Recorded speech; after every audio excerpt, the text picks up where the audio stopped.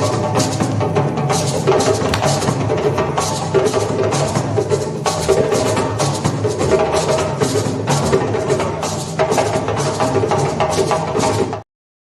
is the Bottomline Liberia. Join us on Facebook, YouTube and online radio. This is the Bottomline Liberia. Join us on Facebook, YouTube and online radio. Through trials and tribulations, you have prevailed. The spirit is unbreakable, never derailed. With a rich heritage and culture and grace, Liberia, you want to learn with grace.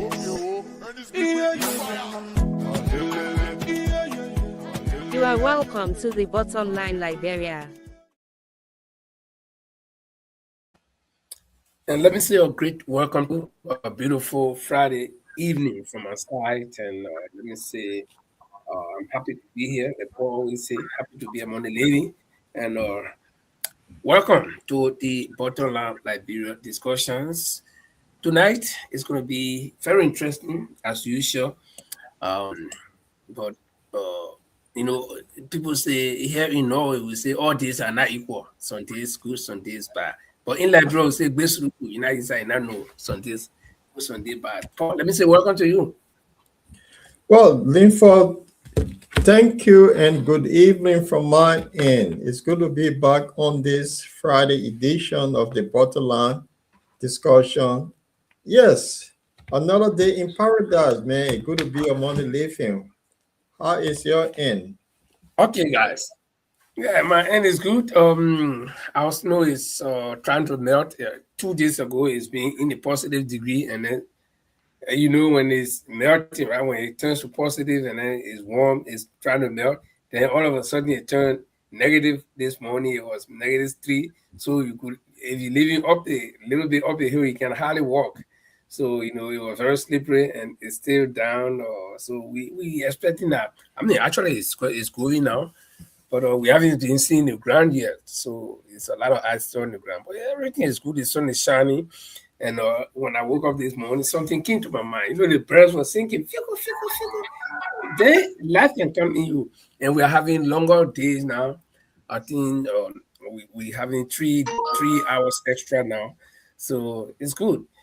And let me say welcome to Padoli. How are you doing, sir? Yeah, managing life. Thank God for life. Can complain, just that we in the month of Ramadan, so he gave us some tough time to cope with the life. But however, yeah, I understand. I understand. It's good. It's for a worthy cause. So, and yeah. So, but no, I mean they say nothing good comes easily. So you guys are doing well. There's no easy way to heaven. You got to struggle to. Yeah. See, so yeah, and it's good. It's good that you guys are coping with it. And a few more days, you know, or I think less than 2 weeks, right? Yeah, less than 2 weeks. Yes. Okay. So, but I want to say congratulations in advance to all of you guys. Sorry. Yeah. Anyway, it's a holy week. When people are very holy, they can't go negative on anybody. Even if they see something wrong, they have to hold it inside them. And so now when somebody may they slap you, they slap you here because you hold it, you can't react. You see that religion thing, sometimes it can be painful, you know, look what you're going through.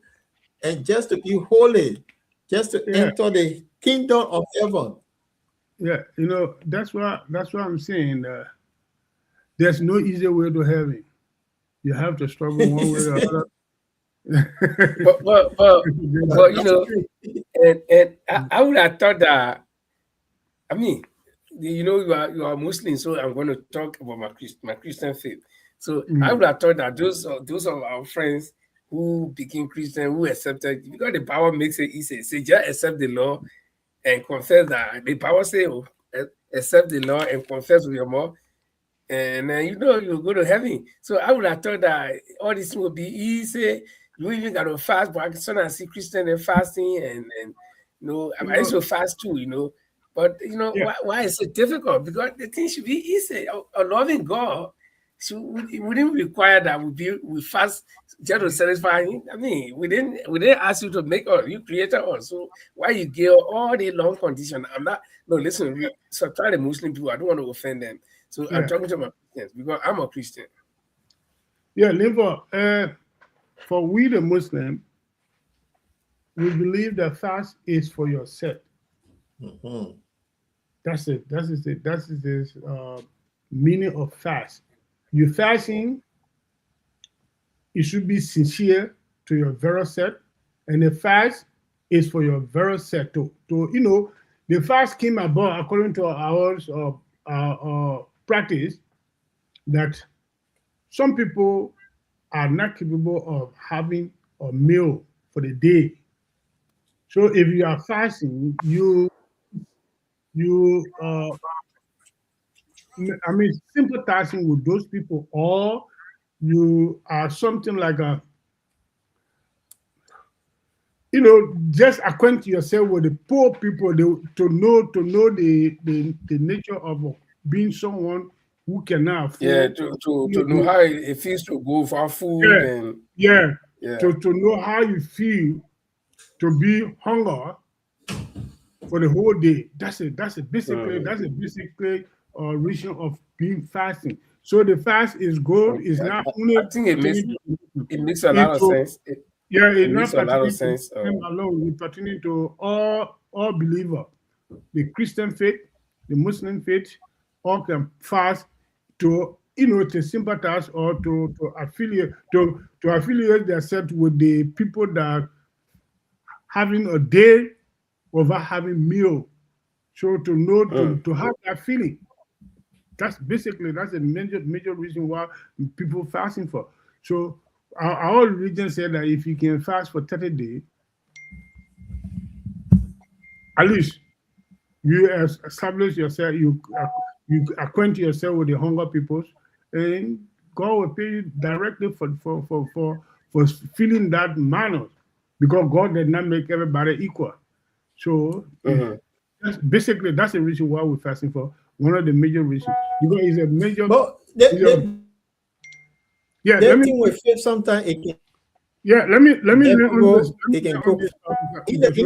in the Bible, pardon, Yeah, it's a five pillar of our pardon, in religion the belief. Bible, and Yeah, they Paul, say, Pastor, you want to conclude? Yeah, let me yeah, conclude. but listen, now, It's a five pillar. It's a five pillar of our religion belief. If you declare, if you accept to be a Muslim, this is the five pillars that are obligated to every Muslim. But some there is not compulsory unless you have the means to do it. You understand? Like to go to the Hajj, it's not compulsory. If you got a means, you can go. It's the power of the five pillars. But you have to pray to Almighty, believe that there's one God that you believe in. You have to fast. If you have money, you have to make a sacrifice. Okay, fair enough. Paul, you are trying right. to Yeah. interject. So my question here, my question here to you and Linford, because Linford used to do 10-time quiz, and that 10-time quiz were heavily involved in reading all the scripture of the Holy Bible. So Mm. in the book, the Bible, Linford was 10-time quiz person. They used to be on BC radio and all that, answering questions from the Bible. So he read it up to date with the Bible. But so in the Quran, which I don't know, but I think everybody believes in Abraham. So from the Abraham root, because God spoke to Abraham and all that. So Mute yourself. yeah, so what the Bible said, God made man in his own image. So that means if God made man in his own image, so mean woman is God. Because the human being, God made everybody in his own image. So how do we distinguish which one is God, which is not God? Man can be in, God made man in his own image. He made woman in his own image. So is God woman or God man? So does the Bible, does the Quran go deep into to distinguish whether God is man or God is woman? I mean, I just thinking beyond because it say God made man in his own image. So these are the Christian beliefs, but based on our Islamic religion, the Islamic teaching did not say that God is a man or woman. God is greatest of being called man or woman, based on our Islamic belief. God created human being from in a click of mud. He make an angel from in a click of fire. He make a jinna in a click of smooth. So three creature, the angel, the angel, the jinna, and the human. So you create them in different image. So God above all the image. So God can be man, he can be woman. Because he create them and he does not create men, he does not create men in a but is there something that God like more than all the three creature, according to our Islamic teaching? The human is the best friend of God. God love the human more than the angels or the jinna. That's the reason why most of the prophets, like Abraham, Jesus, Muhammad, and Moses, God hold them strongly and consider them as a friend because he liked them more than all the creatures, according to our Islamic belief. That's what I can say about that. Well, when it comes to that, I have not seen anywhere in it. I mean, it's there, it may be there, but the Bible even talks about God not being man. But I get confused. There's a lot of things about the Bible again. When we talk about the Bible thing, people will get jittery. People will feel that we're trying to be a little bit how you call it. Uh, we're not trying to be respectful, but there's a lot of contradictions in the Bible if you read it carefully. One of the things is I think is it said I think Numbers chapter 40 something. I'm trying to find it, but I can't get it on it. But it says God is not man that he should repent. Say God is not man. But in the same chapter, just few verses down, you can't. Then they referring to God as He. And when we look at English, if you say I'm not man, you can't call me He. Okay, you either call me it or she. Somebody's phone is ringing. Is it my phone? Yeah, it's my phone. Yeah, I think that's your phone. Okay, yeah, wait. I'll just take a quick call. All right. I'll call you back later. I'm very busy. So, but I don't think when God made man, he said, let's make man in our own image. So, and even with all that, when it comes to the Christian faith, and people I've been doing some videos, and people feel that I don't believe in God. Of course, I do not believe in God like I used to do. I know God is in me, so I know that He's in me.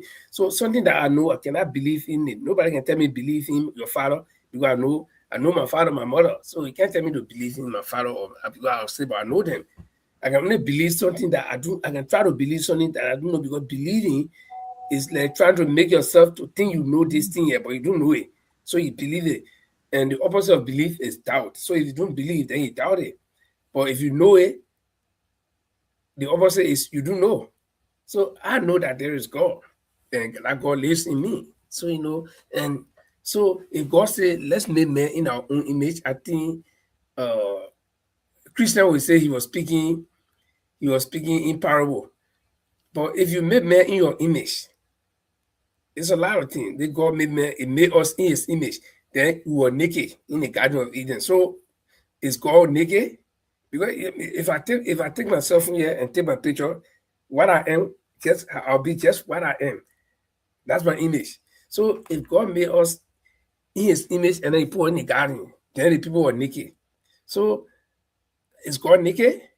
Okay, number one. Number two, God is he called himself man. So why he made the same question Paul asking, why is there woman?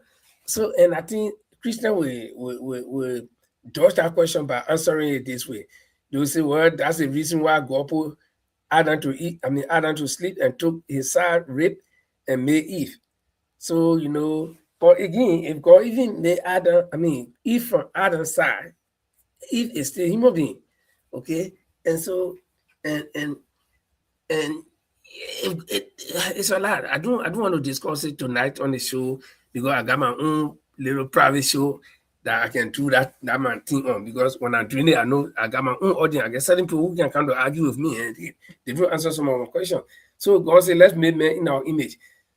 And this God made us, he don't want us to be clever. So he made all the dummies, he made all naked. We're in our garden. When Adam and Eve ate the fruit, then they got sense. Then God got mad. Okay, and he put them out. Even we the parents, we the sinners, because the Bible says none of us clean. We the people that are not up to the standard of God, we know plenty. God supposed to know everything.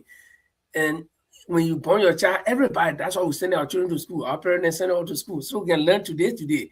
Okay, so what kind of father will, when his children learn something, they get sense, then he get bad with them, then he swear all of them. So I'm a Christian. I'm not Christian anymore. I'm not religious, but I believe that there's a God in me. So I believe in that God. So I'm not religious.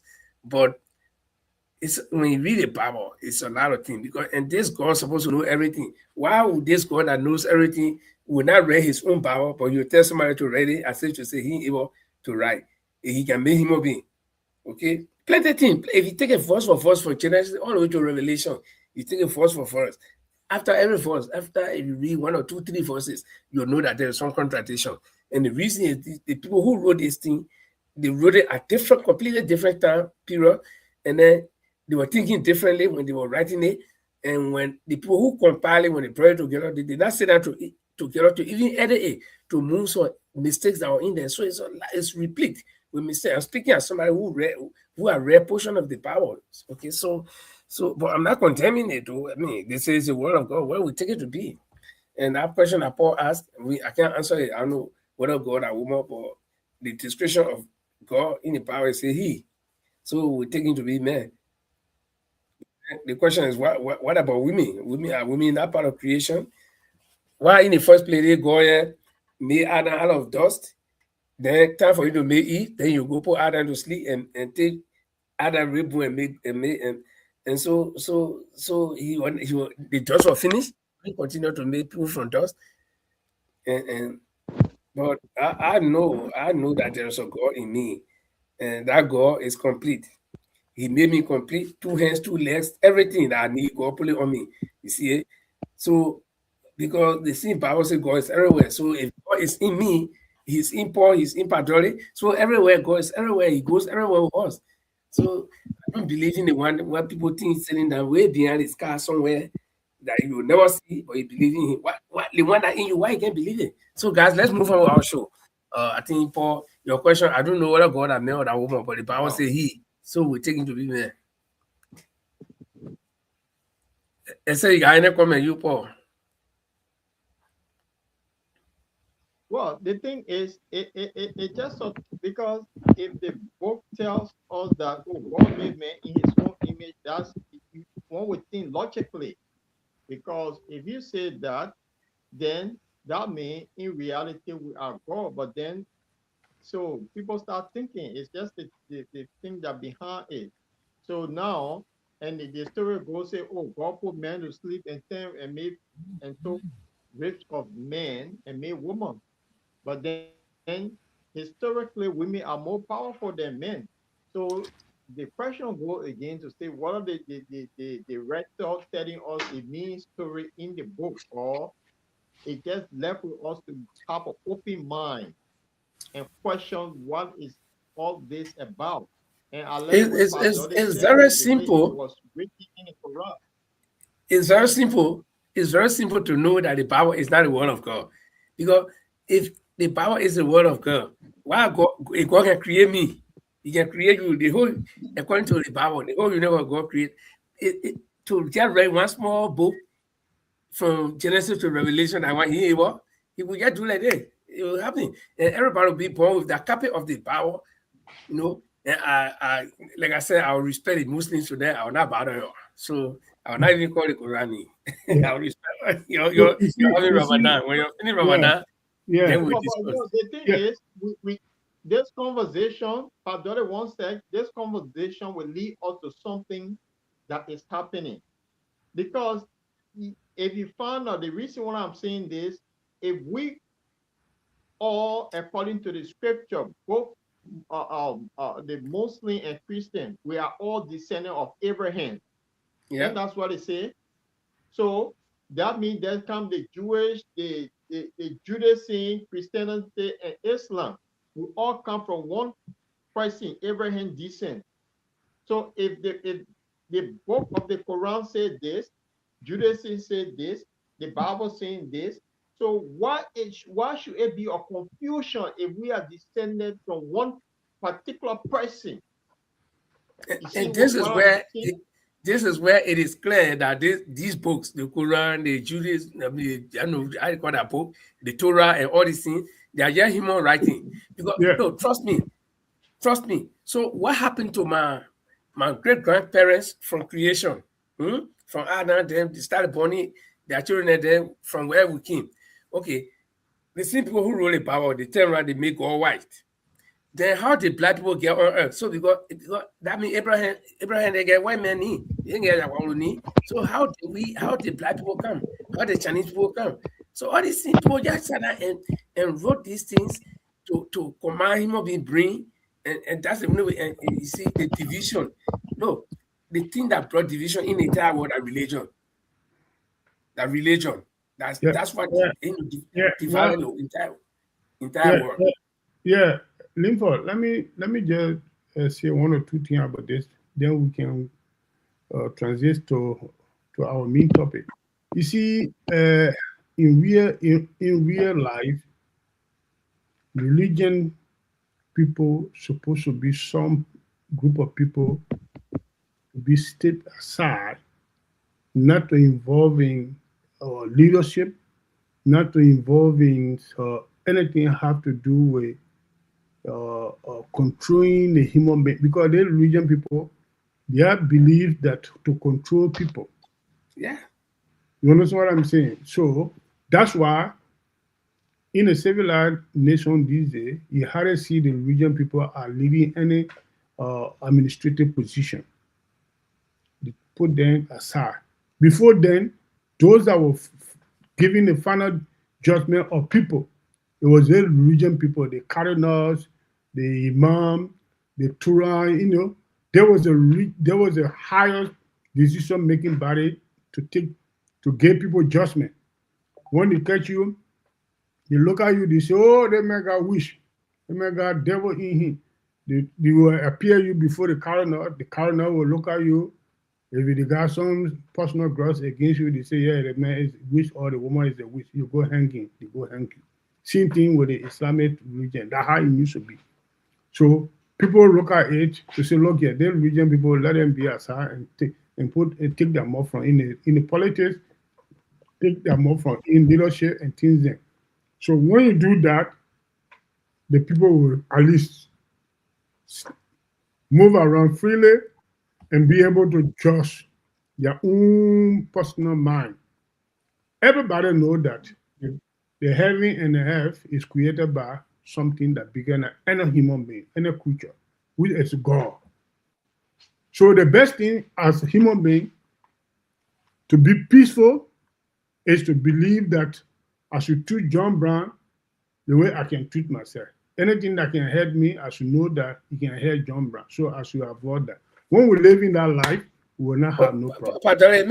We come in transition. Let me just ask one question. Do you need any book? Do you need your Quran or the Bible to tell you to treat me good?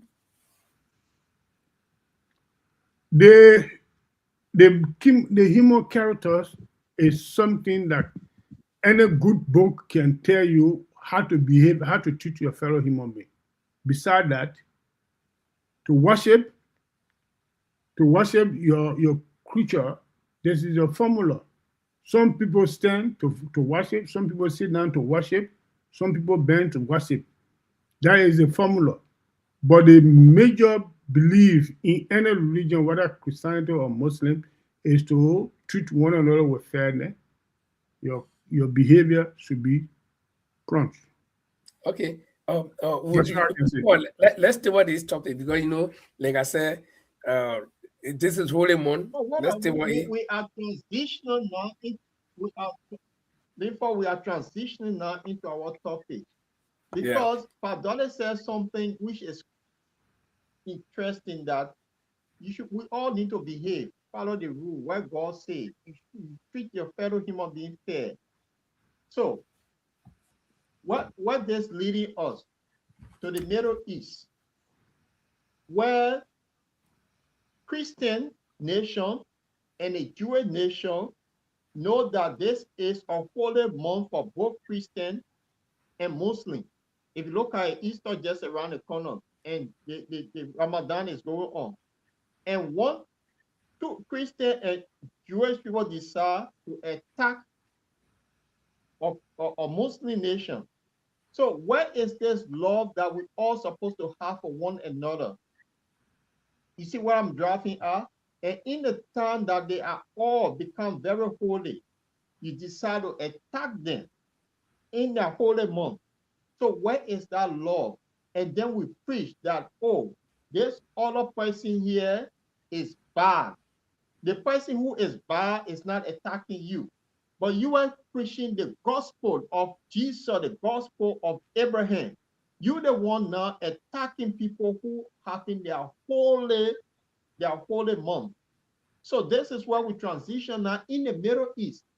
So where is this love that people claim that they have power, that God has given some people rights, then the other people don't have rights? If we all descend of Abraham, and then one group of people say, oh, God gave us land, and God said we the only one. Without us, nobody else. They are irrelevant people on this planet. Where are we heading? That's why we're transitioning slowly into the Middle East. So look for your thought, and then I pass it over to you. That is the law. Where is that law? And let me just come in right there. You see, sometimes when I listen to the Jewish people, I get confused. And to tell you that, I'll come back again to the Bible. Okay, to tell you that the Bible is not the word of God. It was men that wrote these books. Because I know that God is capable of doing anything. So to refuse straight, small book that one going, he got to go to one jackass and say, he can't go write anything and carry it. When the man can create me and create a seaman who say he wrote the Bible. So was God tired? So they wrote these things to get control. And if you look at the Jewish people, I saw a video of some interview where Jewish children as young as 9 years old were telling the man that God gave us the power. We are the human beings, the other people are dogs, and we have power. We can kill anybody. A small child, 9 years old, saying this. So then imagine the minds of the 50, 60, 70, 80, 100 years old Jewish men. So this thing is built in there. And how in the world, if God created the world, as we say, if God created this world, where he put, we got land masses, we have 7 continents. Out of the 7, 5 are populated, the other 2 are not populated. And one of the largest one is Africa. North and South America combined, they are also large. You get Australia, you get Antarctic, you get Asia. Then God will take one insignificant, one small little tiny place called Israel, and make it his chosen people, and leave the big land mass of Africa, the big land mass of Australia, where many people are, and only take few people who not even more than 100,000, and say that they are the chosen people. So then, is this God fair? How do you? It doesn't make sense. But when you talk to people, so I believe that this whole religion was only designed to control people. But wait, pardon, let me learn you talk. I believe that religion was designed to control people, and that's why we see today happening in the Middle East, where some group of people will leave from way across the Atlantic to come to change the form of government, to tell people what to do. Okay, control. You see where I come from. Every time I say the Bible is not the word of God, it was men who wrote this thing. Because if you read somebody that there, they say you should obey slave, you should obey your master, even if he killing you, you should obey him. Okay, so what kind of God will give one group of people power that they should be the only one, then the rest of the people? So then why are we serving our God? So let's just serve the people that He put in power for us. So we serve them instead of serving that God. So Pastor, come in. Yeah, I just want to show like where the Jews ethnicity came from. The Jews are descendant of Abraham.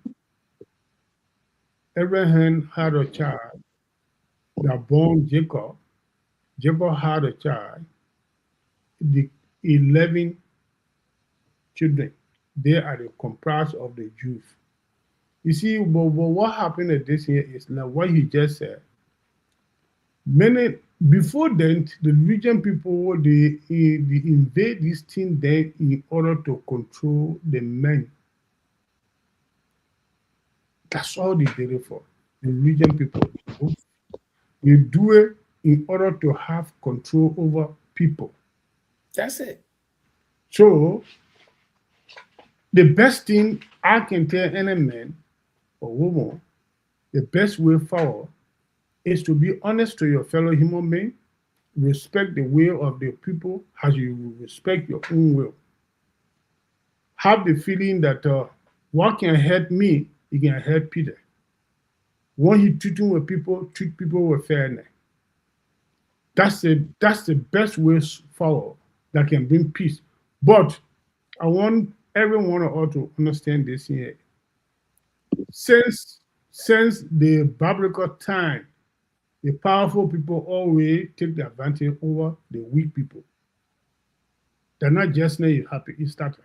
It started. Since then, way back, powerful people, you know that they got power. They will go and grab people, whether the people do them wrong or not doing them wrong. You say, yeah, I think I need to control the people. They went and dismantle them and take their will and things. And some of them, they take some of their women then, some of their children there and go enslave them somewhere else. That been happening for ages. Yeah, So but if you see it happening today, and this is where yeah, Mr. Linford, if you see it happening today, America leaving from America to come and join Israel to go and bombard some other place and telling people, say you go and take over the country, you go and take over the country.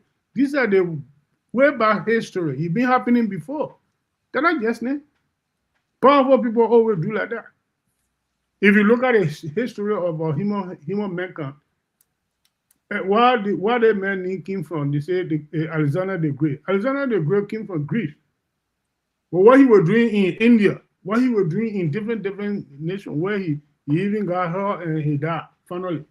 In India, what was he doing there? He went there to have control over people. Look at Julius Caesar. Julius Caesar went everywhere trying to control people. So these are the things that have been happening for ages. So I don't surprise to see people going to some pure powerful people, they trying to exercise their strength on a different person. I don't see it to be a strange. That mean what Padole is saying, that means we should all stop going by this thing, yes, that we have international law, abide by the law, because the people who set the rules, they break it. So it means everybody should prepare themselves, because if somebody want to travel far to come bully you, you stand firm to deal with them. That is the one we live in now, because what have shown recent time is like they have these bullies that when they rather bully you, they all get all together. And when they get together, then they will incite the international law. When they violate it, nobody criticize no one. So that's society. So they are telling us now, be prepared, do whatever you can do. And this is easy for most countries. If you have what we call nuclear weapon, they don't come after you. So most countries, go to Pakistan and just buy it from them and have it. Or you go to North Korea. So those countries that have they can touch them. But if they see you as this guy who Okay. demon, or you take Mr. it now on national, yeah. Yeah, this is an open secret. Just quite recently, the very America that came to people country to bombard the place, he never taken by law of their own country that he made before the president declare war on any country or anywhere. You should have the go ahead from the House of Congress. You know, even consult the Congress, he take action. So obviously, don't forget about the thing. Start concentrating what we're doing in our own country. Because so to go into the actual discussion, I'll play you this video to give you the origin of how this whole thing came about, how this whole war started. Why is it that Iran hit America, and why is it that America hit Iran, or the Western world hit Iran? So we'll listen to this. Let me see if I can roll it right here. Sorry, it will be small on the screen, but listen to the audio. That's all. Let's see it.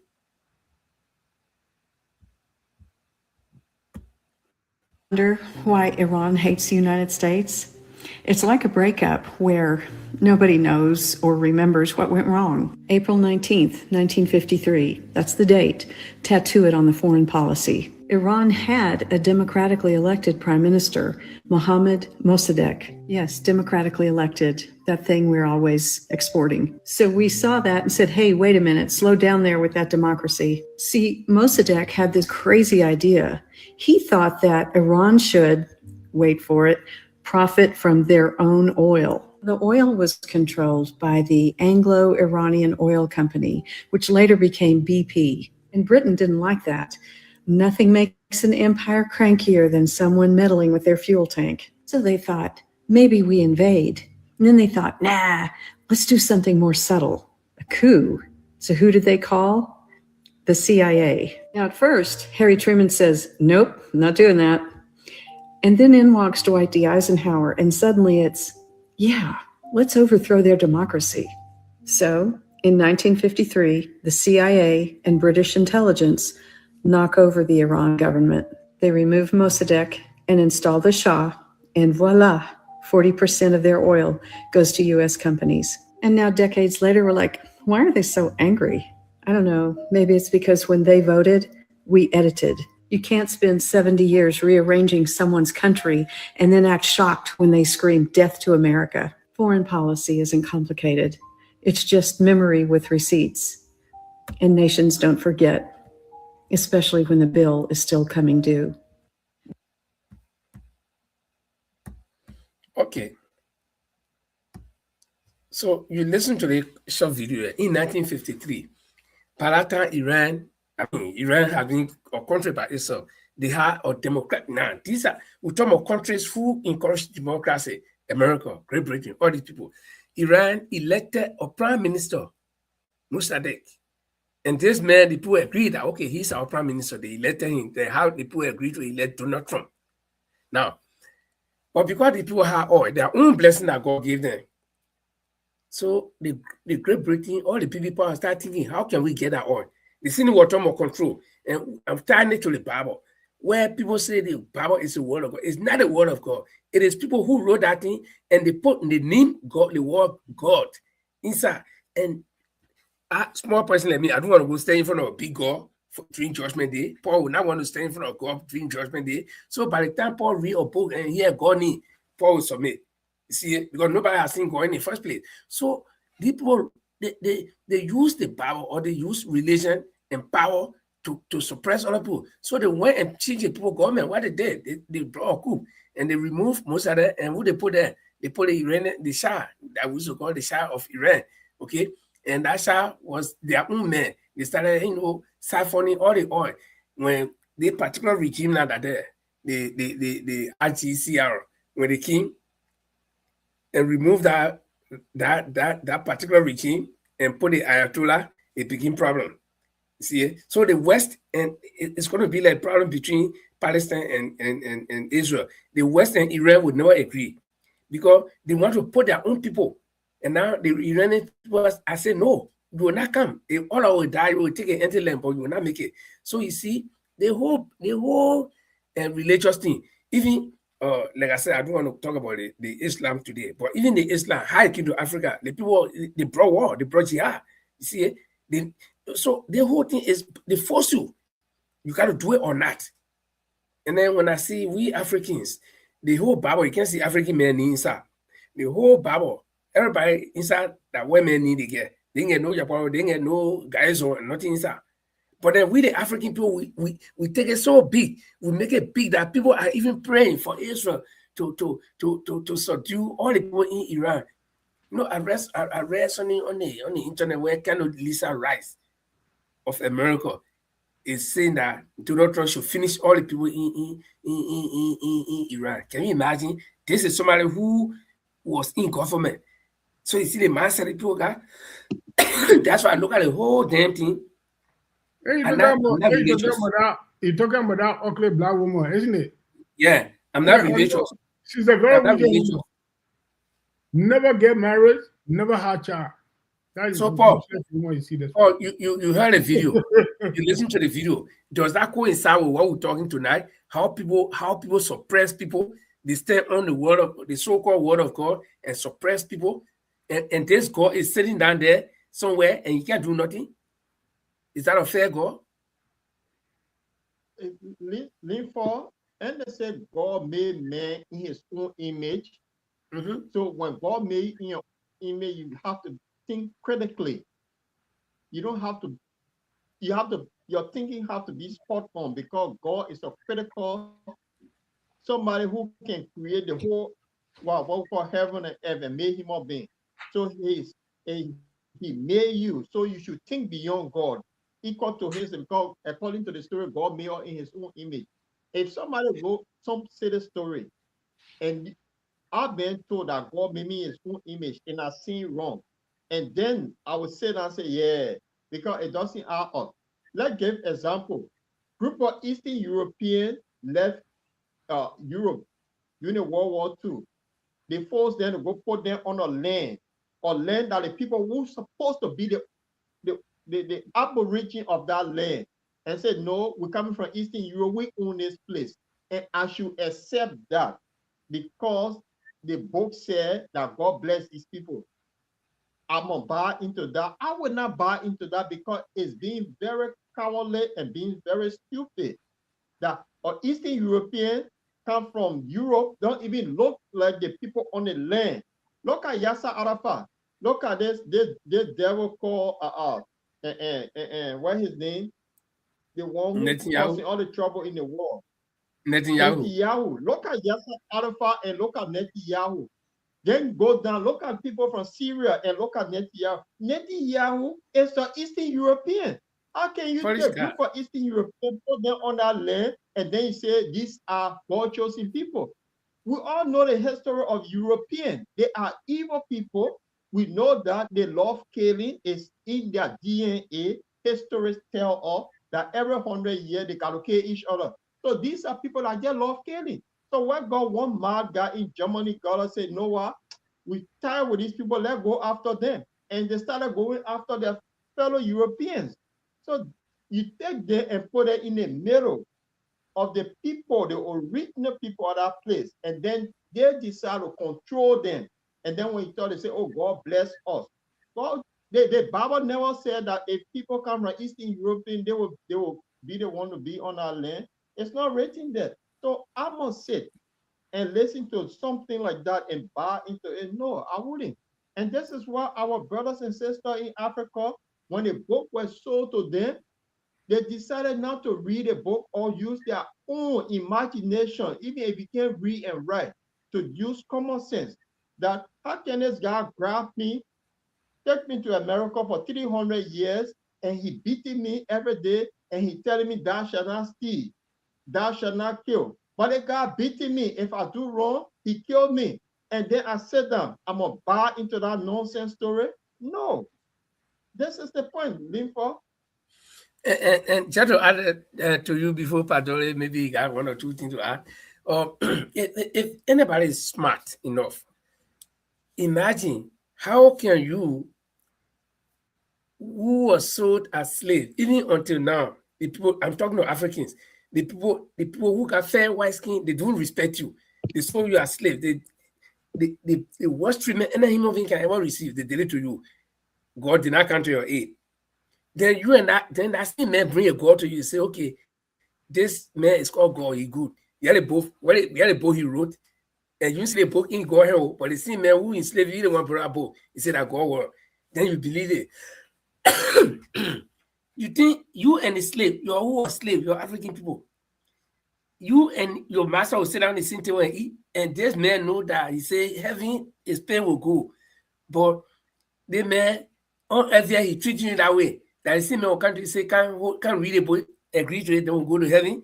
We go sit down on golden table. When you can sit down on golden table, yeah, you working on the man for a whole day, you sleeping also, or he will kind of tell you they can't read book, then we'll go sit down and listen to common sense. Nobody can open your head and put sense inside. Common sense. Well, Patole, if you got anything to add there, you can add it. Well, as I said onset, that the human being from the starting of our creation of human, we are being like that, evil. Until the world will end, we will be having evil. So that's what I can say. The best, we have some God, we have mannered people in our midst. Few people will be there with kind heart and things there.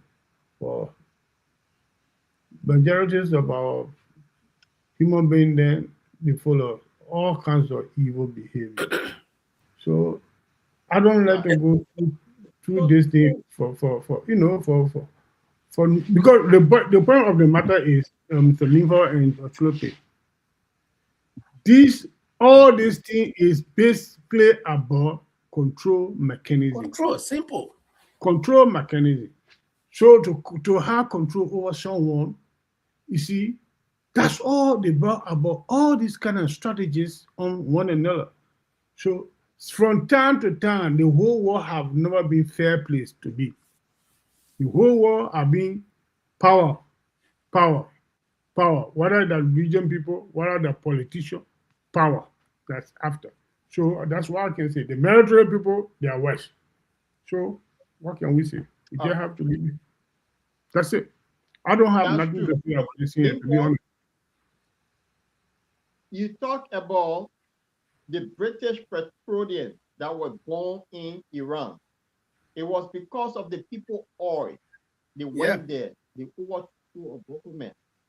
And when they got through that government, they put their own man in charge. The king, the czar, the Shah man. And what happened? The guy started mistreating his own people. That's where the Islamic because he had a backing of the West. Exactly. So when the revolution took place, because of that revolution, they stopped that oil. So now, because of that, they were classified to be what? The terrorists of the world. Because if they're not doing something that favor them, you don't labor. Yeah, point of information, Mr. Chileple, point of information, the man who brought that revolution, he was residing right here in France. Ayatollah Khomeini. Yeah. There where he was as a refugee. And he got all his support from France to go and carry on that revolutionary movement in Iran. The West knew about this man. So it's about control mechanism. It's not, that's all I can say. Right. So Limpo, you see, when the revolution took place, they labeled the whole Islamic movement as the worst people on the planet Earth. Why? Because these guys refused to give them the oil. So they banned labor. Now, we've been told recently is the echo of all the major Western propaganda news that the Shah of Iran, the Shah, he was the most evil person. This every day, but then the guy who preaching the message that the Shah, the people of Iran, they are the most evil people. How many wars have they started? The people who telling somebody the evil, but they go around causing trouble every day. You see, so history tells us that the people were sitting now in Afghanistan. They said these people planned in 9/11. What happened? 29 countries went to Afghanistan for 20 years. They could not defeat people who could not even manufacture what we call pistol. Now, today, they go to another place and people that are so sophisticated that manufacture their own weapons. And they go there, say they want regime change. History tells us if you couldn't defeat somebody who can manufacture pistol, then a guy who can manufacture his own weapon, you're going to beat that person. So I want you to chime in this before I want to bring on something about who is the real terrorist in the world that we live. Remember South Africa, when Nelson Mandela and they were fighting for their freedom, they were labeled as, it was a terrorist organization. Raoul Mugabe. So it just goes back to tell you when they're not in your favor, then you, the boogeyman, they sell you to the wall. So if these people know they're so strong, then they're here to do good for everyone. Why they can't go to Putin, Russia, that been labeled as the bad guy to go in? What they do, why they can't do that with Russia? So I want you to chime in so I can play this thing to tell us today who is the real terrorist in the world. Okay. I will chime in, but I will chime in after a short video here. I will chime in after a short video that I get to play, and it will tell you how miscalculated these people are. Because, you know, it was small. Yeah, when they because tell you, the question, I got something here about who the real terrorist. So yeah, I know. We'll play that thing there. We'll talk about it. We'll talk about it. But this video here, the short video I get here, will tell you who the terrorist is, because number one, how they calculated this thing. One person get a different story. So that shows that they got nothing to stand on to invade the people country. So, Padole, let me get played, then we'll all comment later. All right. Let me bring it on. Okay. It's very short, it's not too long. I just want the guy to say one or two things. And why we attacked Iran? We knew that there was going to be an Israeli action. We knew that that would precipitate an attack against American forces. And we knew that if we didn't preemptively go after them before they launched those attacks, we would suffer higher casualties. Okay. So we knew that Israel was going to attack Iran, and that was going to make Iran attack us. And so we attacked Iran, even though that made Iran attack us, in order to stop it somehow. There's a lot to unpack there. Mr. President, what do you have to say about it? We were having negotiations with these lunatics, and it was my opinion that they were going to attack first. They were going to attack. If we didn't do it, they were going to attack first. I felt strongly about that. And we have great negotiators, great people that do this very successfully and have done it all their lives very successful. And based on the way the negotiation was going, I think they were going to attack first. And I didn't want that to happen. So if anything, I might have forced Israel's hand. So wait, you forced Israel's hand? See, Marco was just telling us that Israel was going to attack, and that was going to make Iran attack us, which is why we had to attack them. But you're saying that you had a feeling that Iran was going to do something, and so you forced Israel's hand. So this was all your decision. This was all your doing. You certainly weren't just doing what Netanyahu told you to do. This was your doing. See, so you read between the lines right there, where you just sit down, you feel that, oh, the three of, oh yeah, I just sit down and look at Paul for long. I say, hey, Paul, yeah, Paul will fight me today. Paul coming to attack me. Then I go to Patrol, I say, hey, you see that, Paul? The way Paul look at me, my hand is for what you want to do. Then Patrol say, oh, but myself, I think the same thing. I even wanted to go attack Paul before he came to me. So let's just go now and go attack Paul. You see it? Marco Rubio is saying different thing, that Israel were going to, they knew that Israel were going to attack Iran, and then Iran in return will attack America. That's why Marco Rubio is thinking. Then Donald Trump said, no, I was thinking that Iran will attack will attack us, and because they always do it best. So I force Israel hand. So you see, it going in the circle, the three of them. You see, so who the question, Paul, the reason I played the video is the question he asked, who is a real terrorist here? So I just leave it right there now, and you guys can come in. Can I come in, please? Yeah. You see, what happened to this, and I will say this, and I keep on saying it, that there's no fair place in the world. Everybody, every level-headed person seeing the actual fact got to do with this particular crisis that entire war is involved in it today. Because some countries are not feeling the war physically, but economically, morally, financially, everywhere today, everybody feeling the war. War that they two countries just take it and hang it on a shoulder of entire war for no justification on this war. Trump said they were negotiating. The negotiations have not ended. You start bombarding the whole country. Your Secretary of State said, we knew that Israel wanted to attack the people. And Israel been advocating to attack these people from time to time. Is now a hidden secret.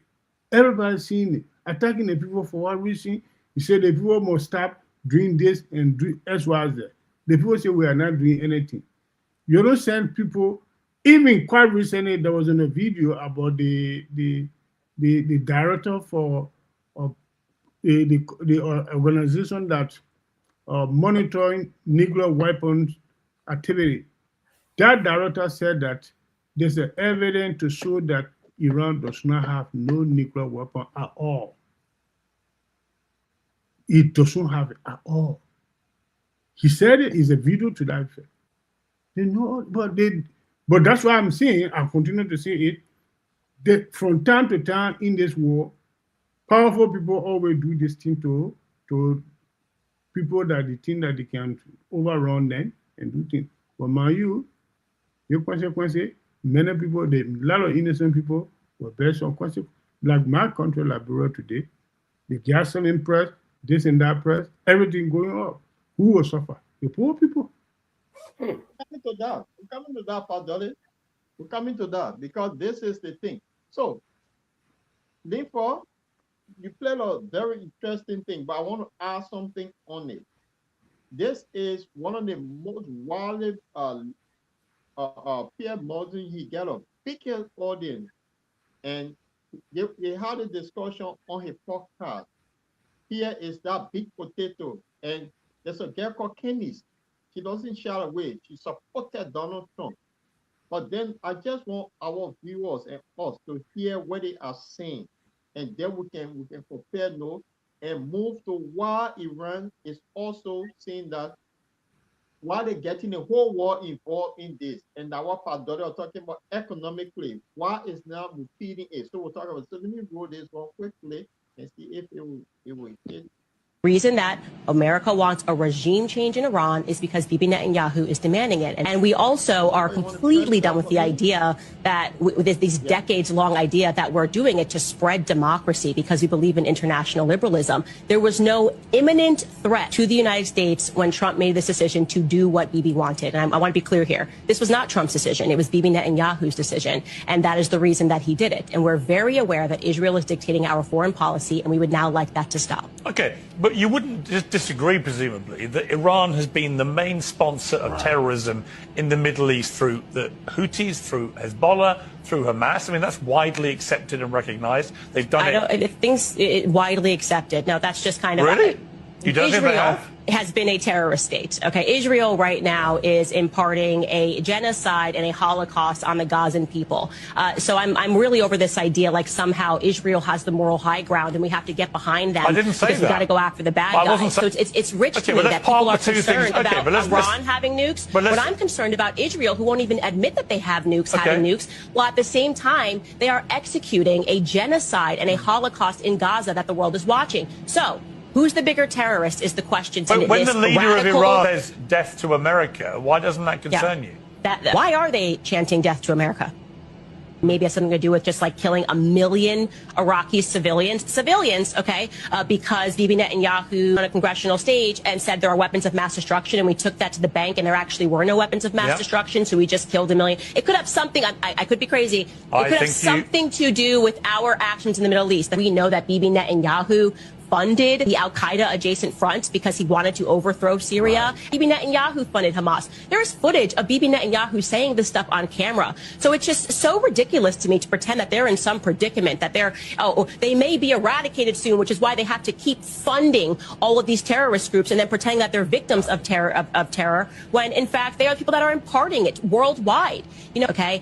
And again, these never-ending wars in the Middle East at the behest of Israel. Bibi Netanyahu is the one that called for Americans to invade Iraq, Libya, Syria, Afghanistan, and now Iran, and we've done it. And we're done with the BS of, okay, well, they weren't really involved, Israel, in Afghanistan, because even when we fight those never-ending wars, Israel wins. Everybody knows that our boys were out there in Afghanistan guarding poppy fields, okay? And do you know what happened after we allegedly, quote unquote, lost in Afghanistan? What happened to all those poppy fields, those poppy flowers that our military was guarding? Well, the opioid crisis hit America via the Sackler family, who quite literally built the School of Medicine at Tel Aviv University. So we're just done, okay? And there's no way that we're going to go backwards. We're not going to allow you guys to emotionally condition us to go, oh, well, we got to protect Israel because of the Holocaust. It is over. They're imparting a Holocaust. America would like off this crazy train.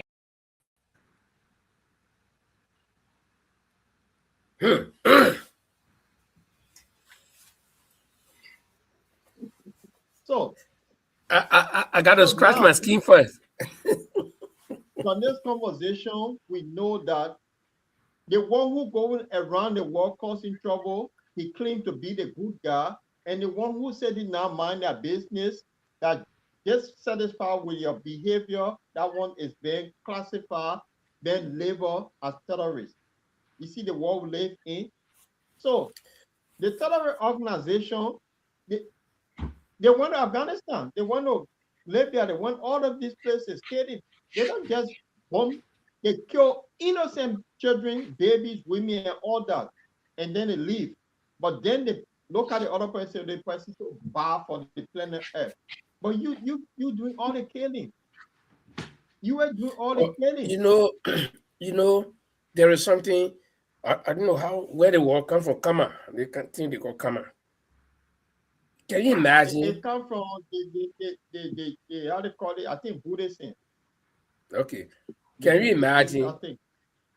Can you imagine that they seen Benjamin Netanyahu sat down and said, if only you can get rid of Saddam Hussein, the world will be a better place. Yeah. When they killed Saddam Hussein, since then the world has not become paradise. It has even become Hades. The same man will come and repeat the exact same thing about the Ayatollah. When they moved in, unfortunately, would I say, the Ayatollah lost his life, the killing. And I don't know how the Iranian people, I think this is what hurting them. They made the first mistake. When you see the people have amassed all of their troops, all their heavy weapons around your country, that wasn't the time for 2 or 3 government officials to sit together. No. If giving my battlefront experience, I would not do that. Right? In fact, it's even more easier where we got cell phone. The Ayatollah could pull his people to different areas. They have a Zoom meeting. Simple as that. Even though they were tracking a phone, the Mossad, everything. But again, I mean, it happened that way. And that's why the Iranians are furious. So you got a Benjamin Netanyahu who is killing people in Gaza every day. Children. I saw a video yesterday where the 6-year-old child and his father standing, and the Israeli police, the way they doing it, man, they picking were crying. You were almost trying to go in your father's pocket. In that pocket was being trying to pull it, picking fighting. How will that child grow up? When that child grows up, he will be under that trauma all a lifetime. But this is a man that can come and say, okay, they person here, that bad person, we got to get rid of them. And America, a huge country, you call yourself superpower. Then you have one small country controlling you. That you running behind them everywhere. It doesn't make sense to me. And I don't know, maybe, like we always said, when the empire rises to the top, And this empire has reached, has done everything it can do. It has flourished. Everything is okay. These people are enjoying. It's about to fall. Nobody can hold it. Because whatever goes up, will come down. You know, it's a matter of time. And history tells you, see, the Persian people today, if you go back deep in history, I think they were the first empire in the world. If you look at it critically, because they invaded Greece as well. So this thing, at some point, you will have to fall. I think Francis is in the background, maybe. This thing, at some point, it will, yeah. People will have to fall. They play what's happening now with America? You see, the European, the most critical set of people that cannot criticize somebody that is doing wrong. They now find means they're not against. That's where you found them, but when it's on the other side, all of them will come together and say, oh, this thing you're doing is wrong. They're forming this group called the Coalition of the Waiting. They will do their sponsor. But they dare to talk to Donald Trump and say, what you have done is wrong. They're all scared. What does that tell you? So, what Padre said earlier, Iran know they cannot reach America. So what happened? Because some of these stupid Arab countries that are being fooled by the Americans say, look, you have bases all over the place to protect you. What Iran have shown us lately, that all of those bases, they've been attacking them. The Americans have they ran from that base, they're going to say that in Israel. So the Arabs now are furious about the whole thing. That, oh, so all of these things you put up, we spend millions of billions of dollars trying to defend us. It's not working. So 6 days into the war, these guys are still launching. Donald Trump come out and say, oh, they will get the Kurdish people to fight.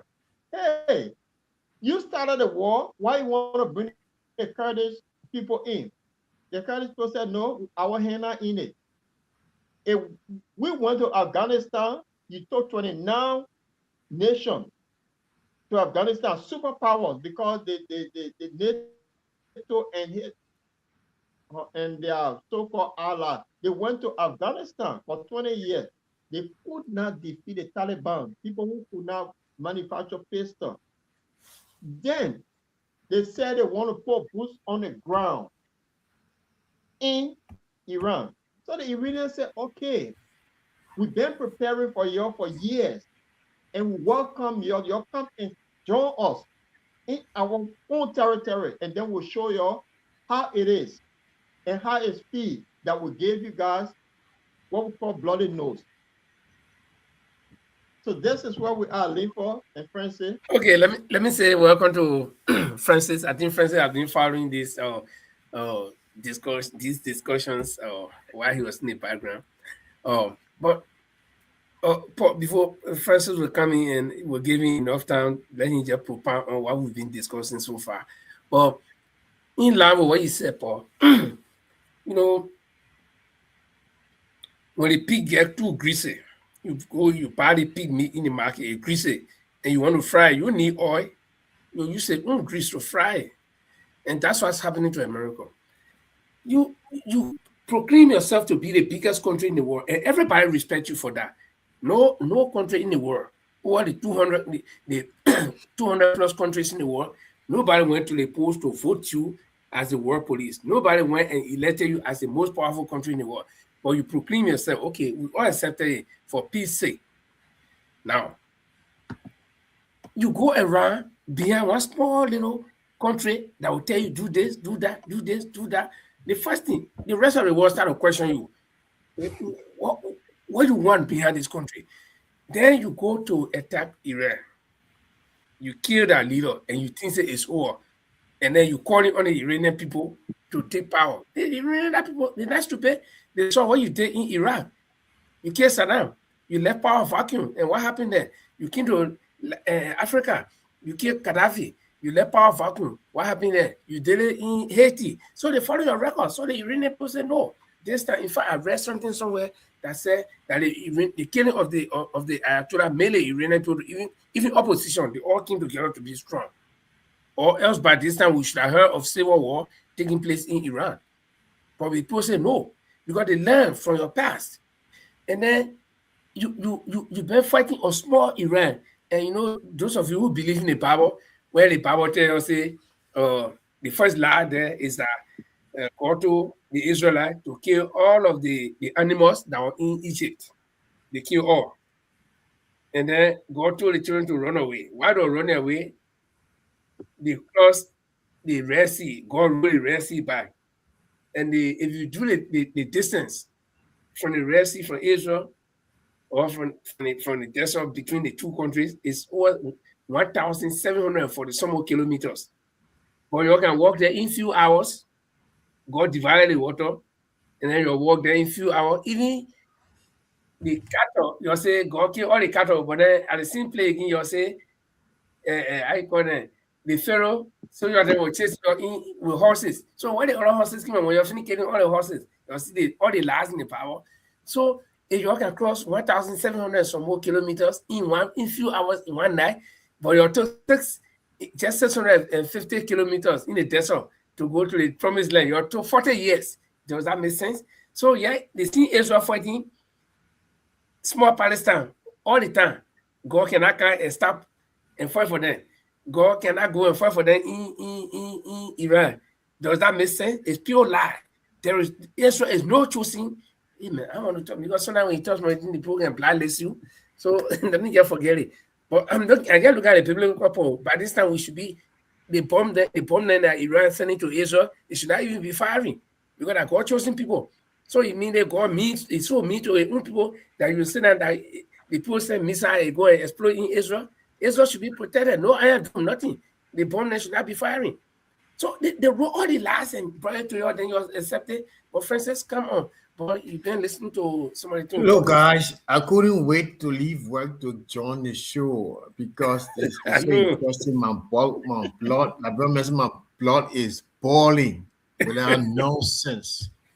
I mean, look, the state of Asia is a court state. It's because the Zionism is that's a jihadist movement. Those are the rare jihadists as Zionism, the Israelis. Look, my man, I don't want to say. Look, because look, the world has turned into something else. When will the other nations, when will the other people stand against this great America? When? America, when she carried these other stooges behind them, Great Britain, I mean, you name it, Australia, Canada, they followed. I was Scandinavian countries followed it, and they all had the audacity to categorize or to label the revolutionary guys in Iran. as terrorist group. Can you imagine that? Why the Mossad can be a terrorist group? Why the CIA can be labeled a terrorist group? Why the MI5, MI6 can be labeled a terrorist group? For them, everything is okay. Look, Hamas is defending the people of Palestine. Somebody had to stand up to Israel in the Middle East. So is that what Israel should be the only superpower where America controlling the Western Hemisphere? Israel should be the one to control that whole Mediterranean. I mean, look, guys, Yeah, going to the east. Yes, exactly. And the next group of people will be Turkey. They had to want to attack Turkey. And the stupid Iranians that are outside the country, they're not going back anytime soon. They're the one that were singing hallelujah, hallelujah. No, this is complete nonsense. I like the president of Spain and I like Macron. Macron told the people, Macron, he told the people, look, he told European partners, let us start building our weapons. Yes. The other stupid people, the Scandinavian people, so stupid, they say no. There's war, now in the state of war. We are teammates. We're not stupid. We are Norway. teammates. I mean, very stupid. Sweden, Norway, Denmark, say no. So, guys, I mean, this is so uncalled for. I mean, I think the people need Trump and now Marcus Rubio and now Steve, I don't know, Headset. All the guys need to be indicted for war crime. And I think we're going to get some development from the United States in the next couple of months. Trust me. No, let me tell you, the American people, they are fed up. I know that all America, they got one foreign policy, whether Democrats or Republicans, they got one foreign policy. But when you do it in a way that you disgrace them, you know, the biggest disgrace that America has got, apart from Vietnam, because in Afghanistan, at least they were there for 20 years, and they told NATO with it so they can post small that it did some impact. But the biggest disgrace that America has got in just few days, you know, that Iran, that's the biggest disgrace because the plane was shot. That's what Donald Trump said. They thought it was going to be shot. The plane was the plane in Venezuela, right? We know it will not be easy to grab the Ayatollah, but find a way to kill him. When you kill him, then the whole country will go amok. You have division. Some people will be for the Ayatollah, some people will be against the Ayatollah. And the Mossad had gone there earlier on to organize a protest. So they told by the time they killed the Ayatollah, the people knew that something was on the ground. So the resistance they met with, and they thought that when they fire one bomb, Iran would not reply. But when they saw and they miscalculated because they says they war. They says this war should have taught them that Iran is not small. And here they've been going that America can even be complaining that they destroyed their bases. America, that you complaining? So who will listen to you now? Because you are the big brother. It's just like I father for the whole I go pay for the beat me and I come to my son and start crying, oh, they beat me. So I expect my son to go. So we crying to now America.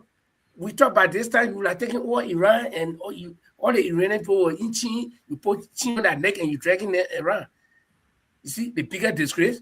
So Americans will now stand up to Donald Trump. And trust me, it will happen. Trust me, in the next couple of months, something will happen in America. Politically. Nothing gonna happen. Not gonna happen now until the American people boots on the ground. Because what happened, bombing in the air, is not going to give them the result they want.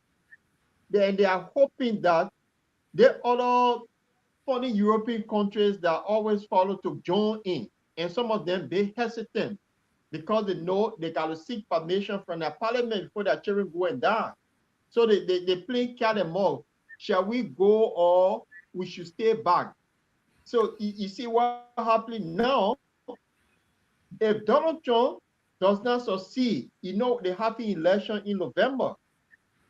And then the Democrat will seize a lot of those, both houses. They know that. So the gamble he took, these guys not going to lay down their arm.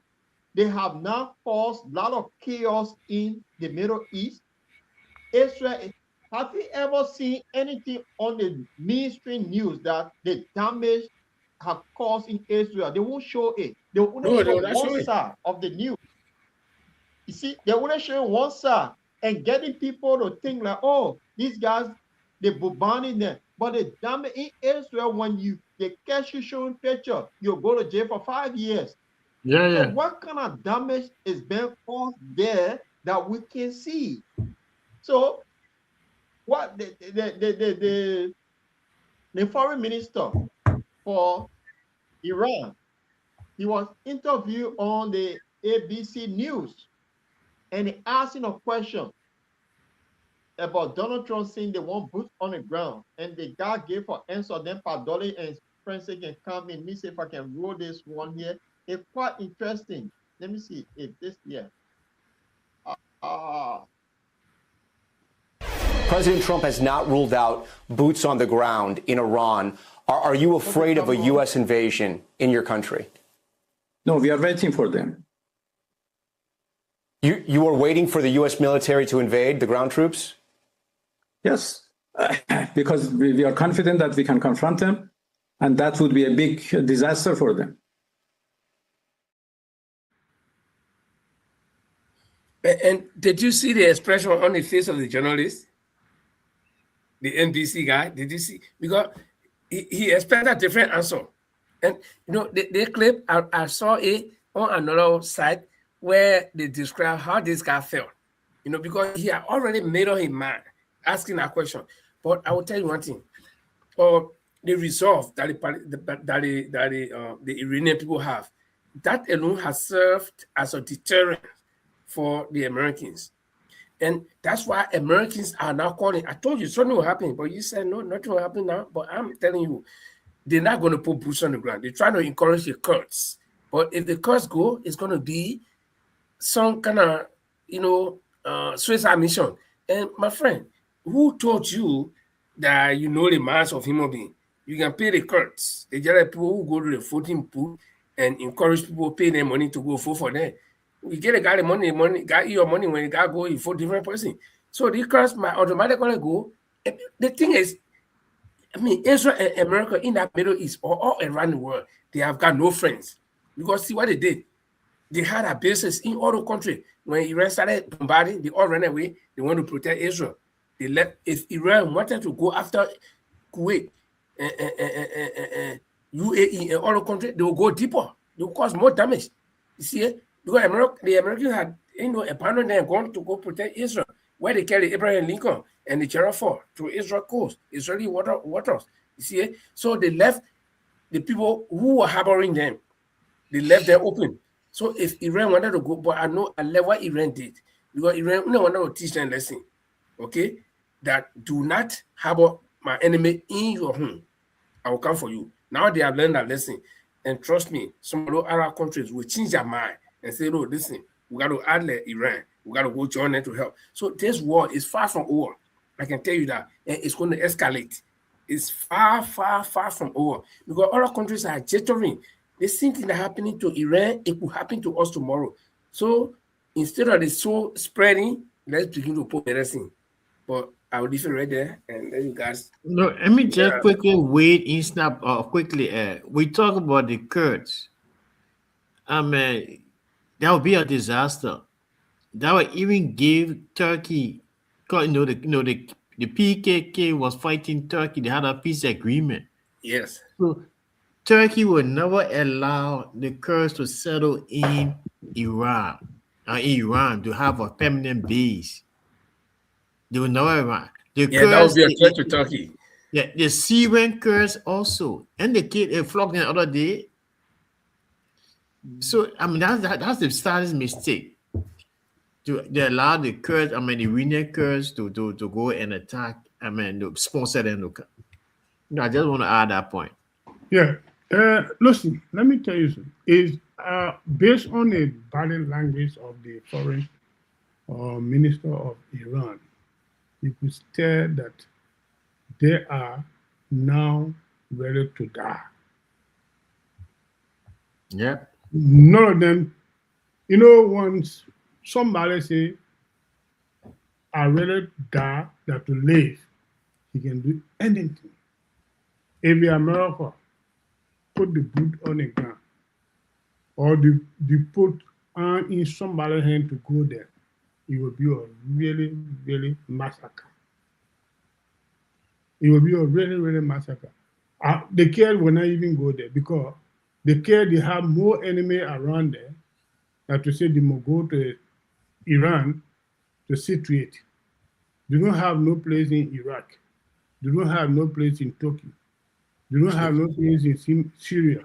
So the little one, they try to, arrange or lay peace among them to live peacefully. The whole world, the Americans classify them as a terror group. But when they want to use them, they use it as a friendly group. When they finish using them, they say they are terrorists. They care, they will not go. But Padre, thank you very much. Let me get add in one there. How did we reach this point where America want to go back the curse to come in? Are you not supposed to be a powerful guy here? Are you not a world power? Are you not a one who can leave from your country to go change? Yeah, but Limbo, America learned a lesson from Vienna. When America went to Vienna, what happened to them there? They say can be talking it. You see, yeah, but they're not learning lesson. No, they learn lesson from them. That's the reason why. Listen, excuse me. That's the reason why since Vienna War, they have not gone alone to fight war anywhere in the world. And this trade, the Westerner, the European country are now in favor of going along with them to put the bull on the ground. Germany is willing. Merz is willing. They cool, but I don't think they will let the Kurdish people came out yesterday. The Kurdish people came out yesterday and they said no, they're not going to do it because they were three times. And the fact is that it's surrounded with the Shia people. Remember, they have Shia in Syria, they were in Iraq. And then you small number of people, the moment they join, their surrounding will go after them. So you see, they're not going to join in it. And America knows that. So America would be the one calling this Arab country to talk to Iran to stop the war. It can't be no one. But then look at it the other way. The Europeans that don't want to get involved, why can't they take phone and tell Donald Trump, look, this thing have to stop? They're all scared. No, but Paul, forget about the Europeans. The useless organization. Forget about the Europeans, right? The useless organization. The UN. What become of the other useless organization called United Nations? What become the other useless organization in Africa called the AU? But let me ask you one question. I mean, let me just say this, Paul. Thank you for bringing we got 5 permanent members of the United Nations, right? Now, of those 5 permanent members, 3 of them can take veto power. Why is it that the other 4 are silent and America is violating international law? By this time, I thought China, Russia, what's the other one?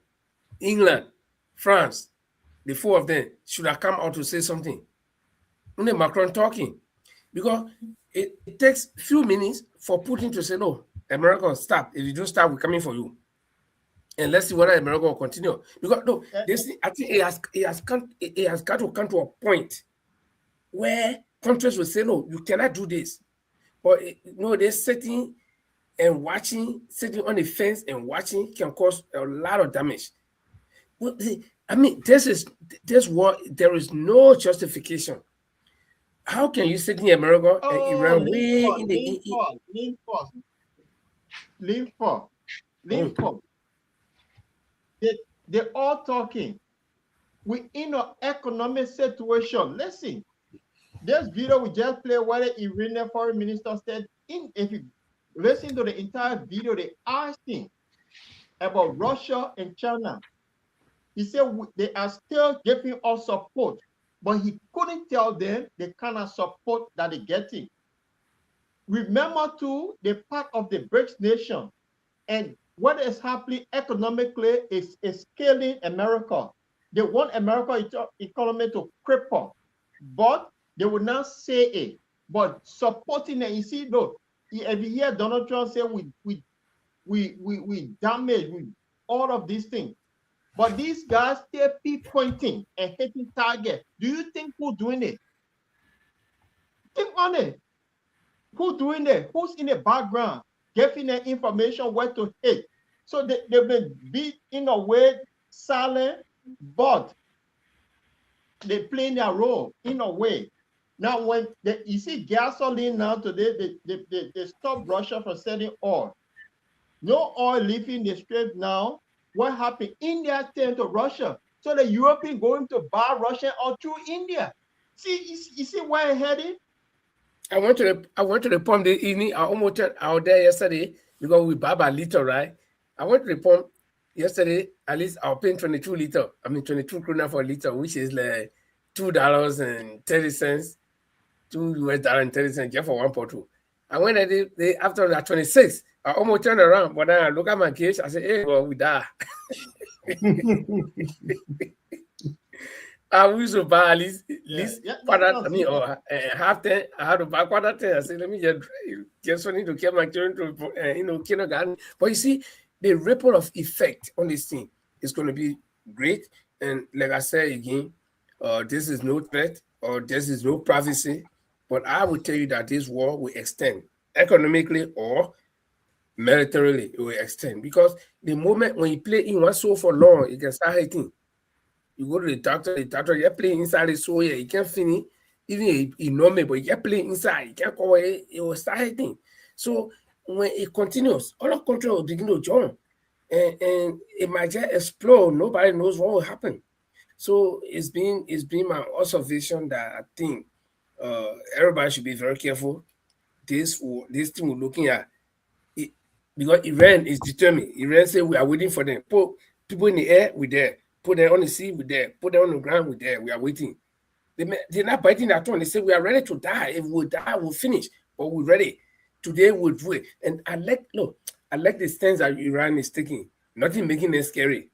They say we're negotiating. You'll kill our leader. So this time, no negotiation. You're doing one time, let finish. It will all finish, we die, we finish, then be history. You're ready that we kill all the Iranians in the war because one of the things that giving they refuse to negotiate. But if Iranian will go to negotiation table, this thing will happen. It will be like the Palestinian and the Israeli thing, where they will say your ceasefire. When the ceasefire, Israel go and give no ammunition and go attack. So the people say, we buy. No negotiation. You can finish all one time. We finish, then you finish. Then you will not have anybody to retire again. So we're ready. And I really love that part of it. Yeah, and one of the things that the Iranians gave them a little bit tough time, and their strategic area have been identified is that country. They got over 5 million Jews in that country, and they were in a strategic areas in that country. One of the second bigger imam of Tehran was a Jewish man. The last fight that they fought the last time, I think that was November or what time? That's the time they caught that. That was you, eh? Yeah. Okay. That's the time they caught that man. They realized that he was a Mossad. So anybody have to link with that man, they grabbing them. That's the reason why they decide to catch most of these Mossad agents in Iraq. Then they brought up this revolution, demonstration. That it was organized. It was organized by the Jews. The demonstration that went on, it was organized by the Jews. So it's a serious war in the people. But they got to get rid of the inside enemy first. Then they can start facing the real people. Because they got inside enemy. The inside enemy is too much. Which is the Jews. Yeah, they have a very huge population. In fact, I think they have second a biggest huge population of the second Jews. biggest Jewish or I call that Tony church is there. But Paul, I think time is fast spent. We got to transition to Mama Liberia, and we'll take a quick break, and then when we come back, I think you get something to tell us about Mama Liberia. I haven't been to Mama Liberia for long. I mean, I haven't been there. I haven't listened to the news for long. So you will take us through, but let's just take a quick break. As you know, the Bottomline Liberia is something before we take a quick break. Yeah. Yeah, what I wanted to say to conclude on this, that the foreign minister said that they are waiting, and equally so, there have been a lot of demonstrations all around Asia with the Shia people. They have not moved yet. They're waiting for America to step in. Now you see the influx of Shia all over the place going to help their brothers. So that alone will cause chaos.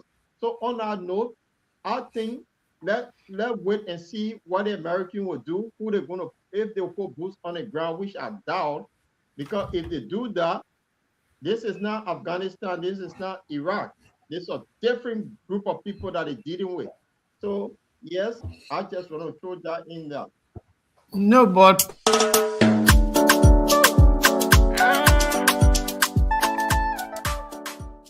in a world drowning in noise, where sound bites replace substance, there's a voice cutting through the chaos.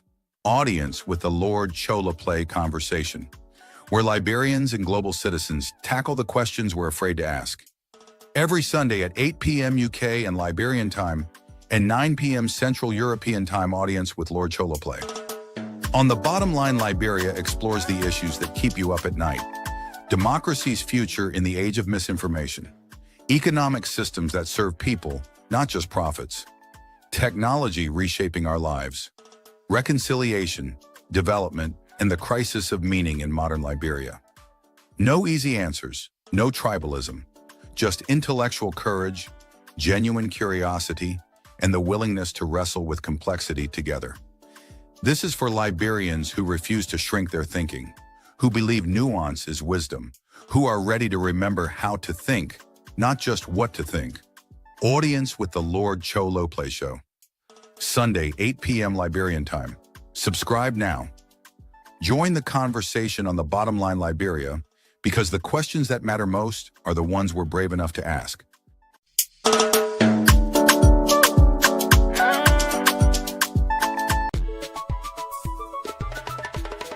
You're watching the review of Liberian newspapers' headlines that made news during the week on the Bottom Line Liberia. Please join us every Tuesday and Friday at 7 p.m. Liberian time, 8 p.m. UK time, 9 Central European time. Okay, indeed, this is the Bottom Line Liberia discussions, and tonight you have on your screen Paul the Lord Replay, Mr. Maurice Yakuba Dolly, and Francis. Francis, why are you not Melanie? You get Mr. Maurice Yakuba Dolly, we get Paul the Lord Replay. I am the Viking, the Black Viking. Well, I'll find one name for you, Francis. But guys, or if you get on your whatever, say welcome. This is the Bottom Line Liberia. Let me recognize a couple of people, and then we can go directly straight into our Liberian newspaper. Trippy Pia Bale, want to say welcome, and Bakri, if you stay here, want to say welcome to you, and we hope that you make this place your home. This is where we discuss the issue. Chadela Brown Trippy, of course, is always here, and then we got our brother Bataki. And Joseph Conto was in earlier on. I don't know whether he stay here, but I want to say welcome to those of you whose names do not appear on my phone. Your name actually appeared, but so I gotta go through it to see. But I want to say welcome to you, and where you're watching from, please help us to share the show, or you can go back if you just joining, or you can go back from the start of the show and watch. Paul, Liberia. The Constitution says in Article 27B, it says you gotta be black man. Well, I mean, let me just paraphrase it quickly. Your skin gotta be black. I know your parents, man, are black people. Turn black before you become citizen. But former President Ellen Johnson said he is calling that particular part of the Constitution a racist provision.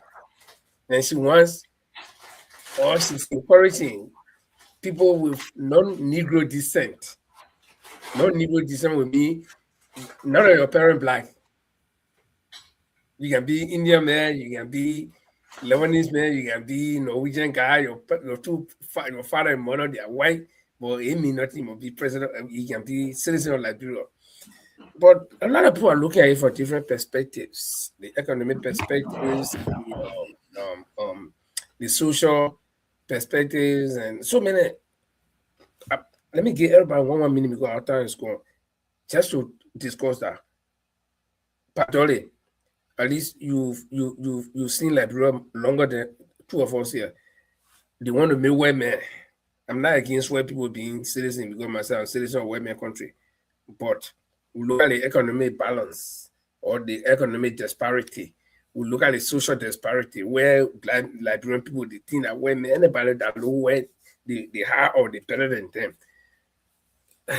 And the former president is encouraging you. What do you say? You are muted. Okay, you gotta hear me now, right? Yeah. All right. You know, the particular clause of in the Constitution was stated from onset of the country. When the country started, the first Constitution that was drafted by the American Liberians, they're the one that put the thing. It was really, really based on segregation. But when you look at the society we coming from, where you and I coming from, when you give the chance to these non-Negro descent to have all equal right in that country, they were enslaved or in our own country, to be honest, because of the way we portray ourselves. We imagine, for typical example, these people don't have all equal right compared to us. But the few of this little power they got as resident citizens of the country that need to be protected by the constitution of the country, they have these positions and things, and they have these businesses, they have these entities. Our brothers and sisters are working with them. They're enslaving them. They treating them like a double slave. So what's about this when you gave these people all power, all right? You know, you will be wise. That how many people see it to be. That is the disadvantage in the whole thing. The advantage is this: the white people, when he gave them the citizenship, he allowed them to own properties and things. Them whatever they made in that country, they build in that country, they have in that country. When they go anywhere, they will only have right to sell it to those that want to stay there. They cannot take it along with them. Like what happened to Kenya, what happened to South Africa, where people were citizens there. One day, some of them, when the Africans took over, when the Mau society took over in Kenya, all the properties that was established by the British in Kenya, they didn't take away. They left it down. Likewise, South Africa, all the property they built there, some of them right now, quite recently, they took some Okay, of them. Patori, you got to wrap on now because it's time. Yeah. I'm going to finish now. Like some of them, they just took them to America by Donald Trump on a racist basis. The property that they have, they couldn't take it away, like Zimbabwe as well. So these are the two different things that you can look at: the advantage and disadvantage. Okay. Yeah, Francis, long time you talk. I mean, you guys are cross-cutting, everything. I think I agree with most of that. If I didn't agree, if I had another thought, I would have, interjected. But let me just say quickly about the former President Sirleaf. President Sirleaf had 12 years to do that stuff. 12 years. She's just a Confucianist. She's an anarchist. She just wants to, create problems. So, if we're not on the public radio, I will use something like war with her. I'm going to use the F word. Yeah, please don't do that. Yeah, but let her just keep quiet. She did not know that women were not represented in the House of Representatives when she was there. So all that belated stuff she say, let her just keep quiet. We are not giving any Lebanese people citizenship. I may agree with them, but economically, they would have take over everything. Our people are not strong enough I heard my daughter talking about the referencing Ivory Coast, Nigeria, Kenya. Because people are tough. They are tough. They are patriotic and nationalistic. Liberians are not. These people have citizenship in the country, but they are contained. And they know how to, they got citizenship, except you were born. And you have nowhere else to go. I mean, I got Kenyans, I got Indians are Kenyans, yeah. Yeah. So yeah, I mean, so just I just not take all the time. We run out of time. I'll let you guys take over. Okay, Paul. I mean, you know the story better than me. You want a well-learned to come and be citizen or not, and why? For me, I wanted to be citizen. And why do I want to be citizen? Because the white man gave me citizenship in a country. But there is a but.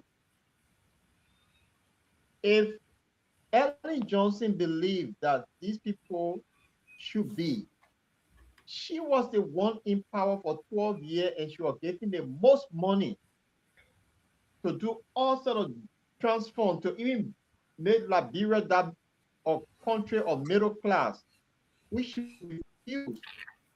What about today that an old man who said in plenty change whole month cannot even get $5 to give Lebanese men, in particular Lebanese, not Indians, Lebanese. We saw what happened in the 70s. For a paper made candy, some boy working a Lebanese man's shop choked that boy to death. And what happened? Because they have the economic power, he went out of Liberia, and that was trouble time. Remember the story? Yeah. So if these people in Liberia, they abuse our citizen because they don't have it, and then you give them citizenship at this time, think what they're going to do. So what Ellie is saying, I think she just, I agree with Francie, she just want to sell us something and just cause unnecessary confusion. The time she was there, she was support the money that she got when they cleared all Liberians, they were not owing anyone. That when she should have focused to make a lot of Liberian middle class to be self-sufficient. Then the story now we can start having a debate now. But whereby people can't even get $2 a day to even eat, then you want to give leveling people citizenship? My brother, if you go to the Arab country, the Dubai and other places, they will give you residency, not citizenship. You can work there when you're ready, you leave. So why should we give them citizenship? I mean, I hold my peace on them. I think the Oman, she's just trying to stay out something new. Okay. Not to waste any time. I would just say for me, yes, if they want to be citizen of Liberia, fine, but there should be that border because why? We who are the born citizens of this country, in the constitution, we are fighting to even get dual citizenship. And when we get after getting that dual citizenship, they still restrict us that we cannot hold certain position because we get citizenship from other countries. So what about you who ain't got nobody that will get you citizenship? I'm not memorial you be. You can get no fine grant there, you can get fine Sano, you go to my village, all the people in the morning, they go to that farm. Where you go? You stay in that. So you can get any citizenship, but their children. Once one of them is not one of the parents is not a Liberian, they should not have entitlement to certain jobs. They can be business people, but they should not have entitlement to certain jobs. Or worse of all, if two of the parents are Lebanese, or I mean, we're using the Lebanese because they are plenty in Liberia, but it goes to whatever in nationality you are in Liberia. Okay. Now, those of us in Europe, like in Norway, the Norwegian will give you the citizenship. They will not deny you. They will say we are all Norwegian. But certain area, brother, you can't get across that line. That easy. You apply for job. That job is there, but you see only one poor children play. But they need they say no. The best thing they can tell us, especially we that are not we're not born here, they will say you must speak perfect Norwegian. Am I going to speak perfect Norwegian without accent? So that the first blockade. You see, so but they will not tell you, that's you say listen, but they will tell you speak perfect Norwegian. Then when our children who born here who speak perfect Norwegian, even more than their children, but that name, you get a foreign name when you apply, they put your people on one side, they say, well, or or you are plenty that apply, but we only want to take because I'm only one position, so we want to take the person here. If anyway you. So they build that blockade. That's something that they know. But they can say it. So we too can practice it. Because it will come, librarians or member of the Committee of Nations, it will come out readily and say, oh no, we can't give foreigner citizenship. People will think that we are racist, people will think that we don't like other people, whereby we are in other people's country. But we can manufacture it some kind of way. Let me put a librarian, we can mango, yeah, don't put one job. You see that knee, you see fight hazard. But live for, I mean, what you see, the people control the economy. Yeah, but in Norway, you're controlling the point. You're controlling the economy in Norway. That's true. Talking, they control our economy, but see it this way. They're looking for jobs. No, looking for properties. No. Francis, you can't say that. So once you get a post citizenship, they have the right to be president. They have the right to be minister, and they'll determine. They'll decide what happened to the country. So you gotta be careful. No. You got people like Amin Muda there. You man, commerce minister. Look for county we talking about, man. I know, but when I parent that no, you see, the point the two talking, I know Amin Muda, man, Alufa woman. I know, but the point I'm trying to make, okay, look at the man who had on Rano Street there. Okay, I just forgot his name. I know that gave sharp. I mean, Abijali, all the group of people. No, not Abijali. So they can say gift and things that a long time ago, but I mean, it's not important. But the point I'm trying to make, you give the foreigners citizenship. Yes, they are citizens, and by right, all citizens have the right to become president or become anything. You see, so then how do you control it? When they're going to go run for president, you tell them say no, you can't say. So you got to make that. If you are Liberian, you get dual citizen. The constitution denies you to run for presidency. Yes. Then the man who comes from outside, he will run for president. You run for presidency. So you see it. So we got to build. But the thing is, we cannot deny them. We can't say no because we'll look bad. But we can build. Yeah. Nobody denying them.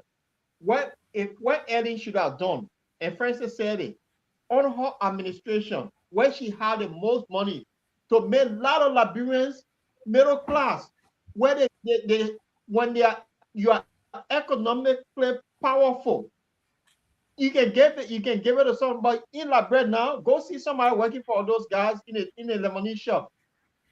They mistreat them. Then you see, like get a citizen, you know what they're going to. All our politicians, do you know that in the pockets of the lemonade people? That's the people you want. So they will again, okay, but no, this is a different kind of debate because, like I said, people will look at. Suppose somebody asks you, you are British, you have British citizenship, okay? So and a British man go to Liberia, you want to be citizenship, you deny him. How can you face that man? No, you see here, if you're a British citizen, right? There is limitation. There are certain places you can go, but you cannot go beyond. That's the thing I'm talking. That's the thing I'm saying. That we cannot outright deny them. Nobody disputing what you're saying or against what you're saying. The thing that argument here, let the citizen of Liberia give them economic power, empower them, let them be to that level, make them middle class, and get whosoever you want to get. Then you lay out the rules. Now, all the stores, all the businesses are owned by them, and you make them citizens. My brother, the people not even citizens, just the children that they have by Liberian women. Guess what happened? The amount of lands that they already acquired, then you think about them having citizenship. So I'm nobody disputing about empower the Liberians, make them middle class, and set the standard that, oh, yes, you can become citizen, but let's do like what Ghanaians are doing. There are certain jobs you can't hold if you don't link to a Ghanaian. You have to set up some sort of rule. With Liberia, when we don't respect rule of Yeah, law. but So this you and is I, you and how I are people saying get exactly. upset. You and I are saying exactly the same thing. That's what I said. Yeah. Like here in Norway, the people not say you citizen, but my friend, you apply. No, I don't want to talk about myself, but when I was looking for a job, I applied to certain places where they say they want at least bachelor degree holder. All the people that apply have masters. Then they took that job and gave it to somebody who is in high school. He graduated, but because he found working there, because they don't want to Linford go working to that place, you know. Who the hell is a Linford go that will be paying around $50 per hour or almost $60 per hour, and you work 8 hours, even if you want to do overtime, you do it. And a couple of years from now, you see a guy driving Tesla, and you know, that's all they. One of my friends used to work in a cleaning company when we were going to school. That guy would come home with a bunch of paper. So one day he came with a bunch of paper. I said, well, what are you doing with the paper? He said, I just brought it for you to see. He said, the application where people wrote to this company, engineering company, and most of them are foreigner. So when they open the store, they see your name, they close, they put it in the trash can. And I've all had it, to collect all the paper. And when we were going through the paper, guess who we were seeing? The Nigerian boys, Pakistani boys, Indian boys. No Norwegian inside. Because they don't want you. That's a fact, but they will not tell you, say, so we can do our own. We can copy that model. We're not denying the women citizenship. No, come, you be here. But in the morning, when we go or forever go, you remain in town. When you want buy land, the way I'll sell my piece of 1 acre to poor, your own price will be different. We do it, my man. Don't deny the people, let them come. They say you can't drive the old lady from in the dance. When the young people playing in the night, they dancing, the old lady go there, they will not drive you. But the way they'll step on your toes, when they not mash your toes, you know that you belong there, you will move. So, guys, Paul, I know you got all something. the example you giving good. A good, but we put 99.5 now the people in our country poor. Yes. All the people see bluffing around, they depend on government job. People when they leave government job, they got no money again. The day they move up, the next day, after 2 months, they broke. So the Lebanese people, I mean, they are business people. That's what they survive on. They just want to be citizenship to the muscle, but we do not have that resolve as nationalists. Yes, Ivory Coast. Yeah. The business there are a lot of you got what 20 million years in Ivory Coast. Like, bro, we can count that. The own money. No. You know, but it still got something behind it. But people who have not worked in government before. You know, so yeah. But that is good. Let's see where it goes, but I don't think that you get in that right, that privilege. Not for now, at least. Not for now. We should empower people. But Paul, I think you guys something important for us from the president. No, I can't find the clip because it's not clear. The president made a statement yesterday about he defined the bread and butter issue of people when he share rest with them, all that. But he had a cabinet meeting, and to be honest with the president, I mean, he admitted that some of the guys in his cabinet, they need to work hard, they're not doing a job. And within the third year of his presidency, which I agree with him, but I think because some of them were not doing the job, it's time now that he do some reshuffle because he's in the middle of the game. So, but the president, be in the fourth year. The president equated, or he trying to equate when you talk about bread and butter issue. He said, most Liberian thing that when you talk about bread and butter issue, that just I think food or something, giving them bag of rice. But then he said, like bringing in the yellow machine. So how does the yellow machine equate to bread and butter? How does the yellow machine put food on my table? You Francis. Not the president. I didn't say that. No, you support the government. Oh, I want to get your view. No, but I mean, I cannot personally, what you call it, interpret or give a meaning to that analogy. I say give your view. I say you interpret the what you think about it. Does the brand you're in Liberia now? Then the yellow machine king. You as Francis Mensah, you in Liberia now. You living there. The yellow machine king. How does that help with your bread and butter issue? I say you interpret nothing. Talk. You talk. Oh, how do it help me? I mean, basically, I mean, indirectly, it does not put anything on my table. Indirectly, I mean, it might open rules from the market rules and bring produce from the various farms. It might create job opportunities too. I mean, people working. So And yeah, that's fair the answer. exact That's why I one wonder. he used. That's why I The wonder. yellow Yeah. machine will open a role for jobs opportunity. So, in other words, we have not created jobs. So let's look forward to the yellow machine to open up the avenue. That's what he's saying. And he tell the commerce minister to buckle up, that things are getting tough and they need to work hard. So if the president said that things are hard, they need to work hard, then what happened? You got my good old friend Donald Trump decided to put sand in the gallery of many presidents in the world. The hardship is going to happen. no, but since the USAID program, I mean, we have no reason. We got resources. What the president talking? What President Boga talking about? You got resources. The mortgage in it for zero or a little or nothing. They talking about what? We should be begging the people. Yeah, we got resources to live on. What he said is quite interesting because he said something. Say we had a chance to do something quicker. We delay until it catch up with us. Indirectly, you guys not working hard. You're slowing the process. Now it catch up with us. And that he referring to what is happening in the Middle East. And what we do things faster will not be in a mess.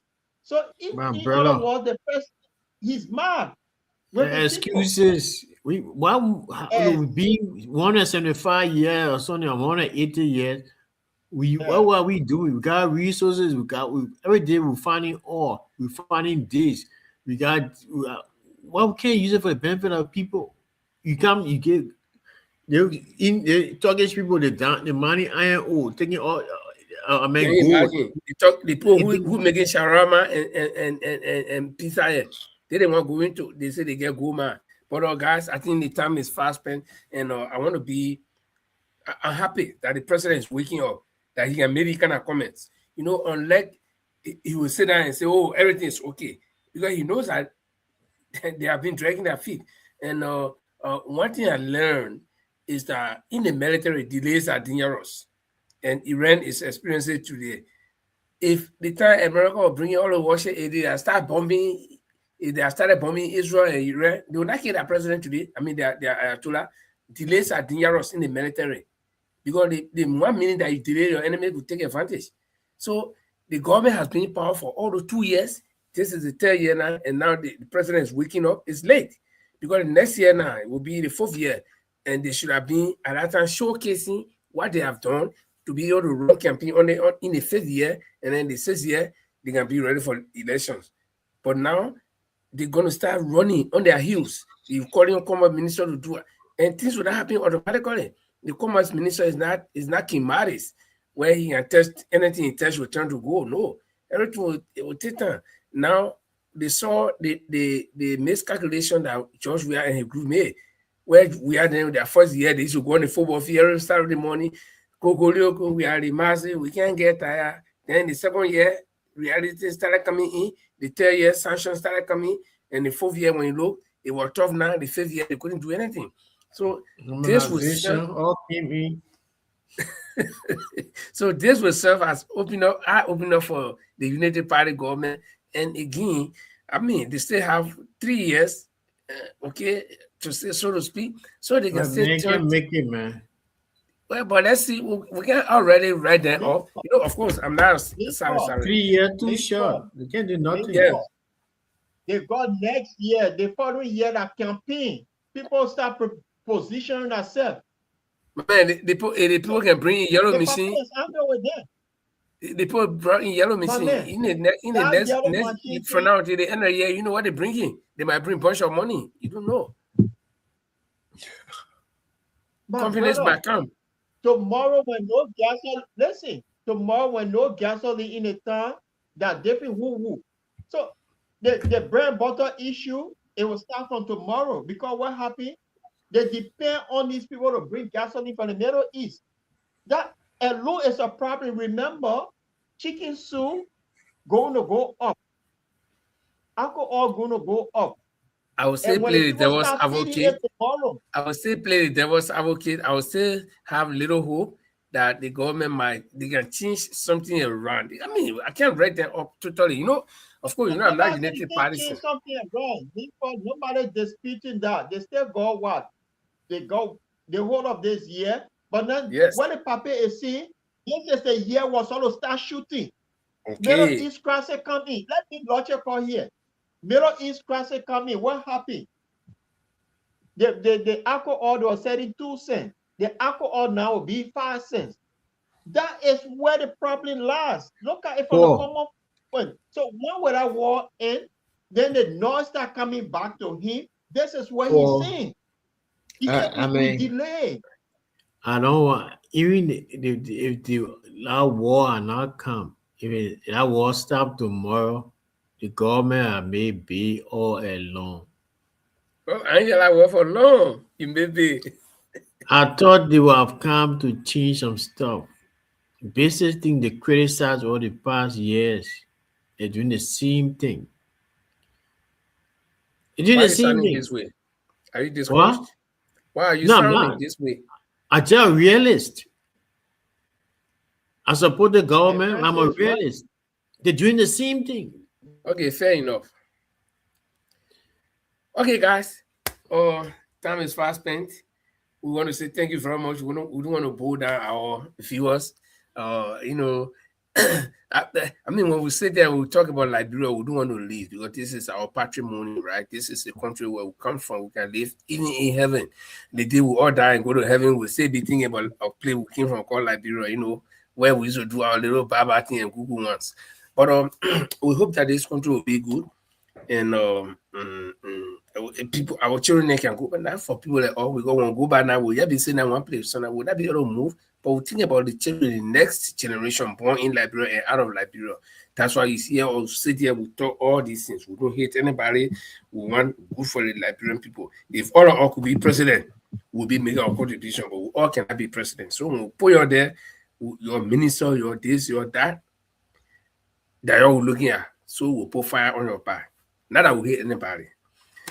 So, Paul, we expect you to be here on Sunday, right?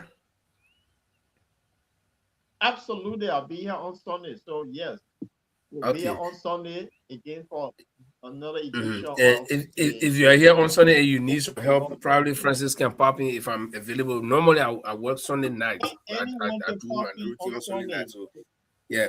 If you need help, you can ask some of the other guys to pop in and then get beef you up because I know it's very hectic to sit here alone to talk. I tried before, I know what it means. But I want to say thank you to all of you. If any of you got anything to say, but for me, I'm done.